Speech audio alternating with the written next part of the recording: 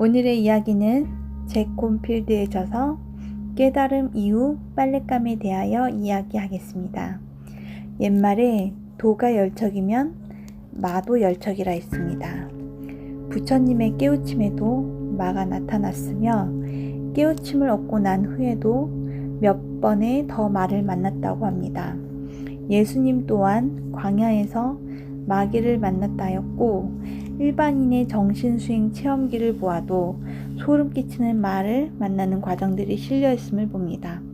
특히 기독교인들의 신앙 간증을 들어보면 하나님과 대적하는 마귀로서 거대한 까만 형체로서 주로 나타나 하나님의 자녀들을 공격하며 공포에 떨게 한다는 내용입니다.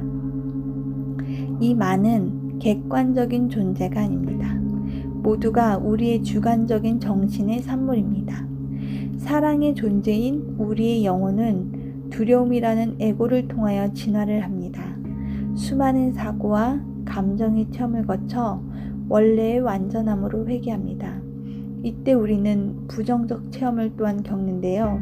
우리는 이 감정을 해소를 못하고 무의식으로 넘겨집니다. 즉, 해소되지 못한 체험된 감정이 우리의 영혼이 진화됨에 따라 무의식에서 깨어나서 나타나는 현상이며 두려움의 대표격인 마귀로서 주로 체험이 되는 것입니다. 우리의 감정과 사고는 긍정적이든 부정적이든 창조력이 있음을 알아야 합니다. 따라서 체험된 감정과 사고의 에너지가 반드시 관찰을 통하여 소멸시켜 다시 공의 자리로 돌려놓아야 하는 것입니다.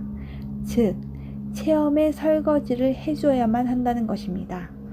이 뒤로 미루어진 설거지들이 우리의 영적 진화가 되어 빛이 들어가기 시작하면 어둠 속에서 그 모습이 드러나기 시작하는 것입니다. 우리가 깨달음을 얻어 그 마가 본디 공임을 알아도 아는 것과 상관없이 찾아오는 것입니다. 이는 다만 앞서 두려움의 시리즈에서 이에 대한 해결책으로 관찰로서만이 근본적인 원래의 공자리로 돌려놓는 것 이외에는 방법이 없습니다. 불교는 부처님의 자비를 빌어 마를 물리치고 기독교인은 하나님에 대한 기도로서 물리치나 이는 근본적인 해결이 아닌 응급조치는 될 수 있습니다. 도로 다시 밑에 깔고 앉아 잠시 드러나지 않는 것 뿐입니다. 억눌린 감정의 산물은 그 발생의 근원인 본인에게 다시 또 찾아오게 되어 있습니다. 우리는 수행을 할 때 빛을 향하여 정진을 합니다. 그러나 두려움이 동반되지 않는 빛만이 우리는 완성을 빚어낼 수가 없습니다. 이 부정적 감정의 체험은 아직도 우리가 더 체험할 영혼적 요소가 있음을 나타내는 하나의 지표가 됩니다. 수영 선수의 기록을 막는 최대의 적은 물의 저항입니다. 그러나 역시 수영 선수를 앞으로 나가게 하는 최대의 원인도 이 물의 저항인 것입니다.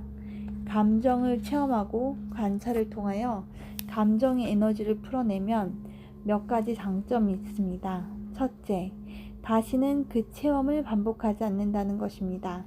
감정은 복합적인데 그 중에 일부를 인식하지 못하면 그 인식하지 못한 감정의 에너지는 처음보다 당연히 약하게 다시 우리를 찾아옵니다. 그때 다 풀어주면 되는 것입니다. 둘째, 그 체험을 반복하지 않는 것과 마찬가지로 중요한 것은 감정의 에너지를 다 풀어주면 그 즉시 가슴이 후련해지는 것을 경험으로 알 수가 있습니다. 관찰의 경험자들은 감정의 에너지를 다 인식하였는지 여부를 가슴의 답답 여부로 안다는 것입니다. 그리고 그 감정이 한 껍질 한 껍질 풀려나갈 때마다 점점 가슴이 시원해져 감을 안다는 것입니다. 이렇듯 그때그때 우리의 감정의 찌꺼기를 제거하면 수행의 진도가 마치 급물살을 탄다는 것입니다. 우리를 붙들은 마가 없는데 당연한 결과가 아니겠습니까? 셋째, 부정적 감정과 사고만을 관찰의 대상으로 할 것이 아니라 이를 넘어 긍정적 체험까지도 관찰을 과습명상은 요구합니다.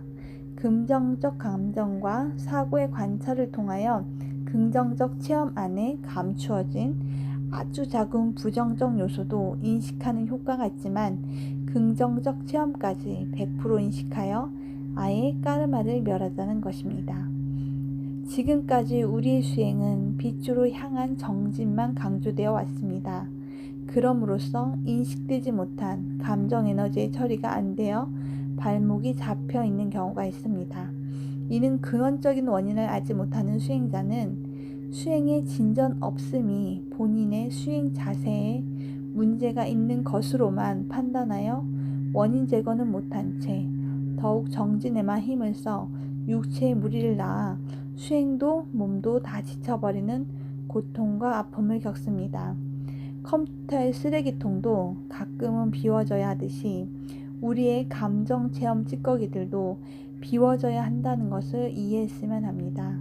명상의 대가요 글로 써도 우리 친근한 제 콤빌더에 져서 깨달음 이후 빨랫감이란 책을 보아도 이 저자는 깨달음을 얻고도 수행자들이 일상으로 돌아와서 일상에서 적응을 못하고 방황하는 내용을 적고 있으며 수행은 일상 속에서 이루어짐을 다시 한번 강조하는 것으로 끝을 내는데 이 현상을 더 근원적으로 보면 관찰을 소홀히 한 깨달음의 결과라고 말할 수 있습니다.